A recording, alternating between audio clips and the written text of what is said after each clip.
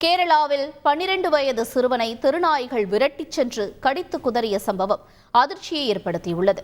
திருவனந்தபுரத்தை அடுத்த நடையாறு பகுதியைச் சேர்ந்த நஜீப் சஜ்னா தம்பதியின் மகன் ஆசிப் மதராசாவிற்கு சென்றுவிட்டு வீட்டிற்கு நடந்து வந்து கொண்டிருந்தார். அப்போது தெருவில் நின்று கொண்டிருந்த நாய்கள் அந்த சிறுவனை விரட்டிச் சென்று கடித்து குதறின. அந்த வழியாக வந்த ஒருவர் தெருநாய்களிடமிருந்து சிறுவனை காப்பாற்றினார். கொல்லம் பாரிப்பள்ளி மருத்துவக் கல்லூரியில் சிறுவனுக்கு சிகிச்சை அளிக்கப்பட்டு வரும் நிலையில் சிறுவனை தெருநாய்கள் விரட்டிச் செல்லும் சிசிடிவி காட்சி வெளியாகியுள்ளது.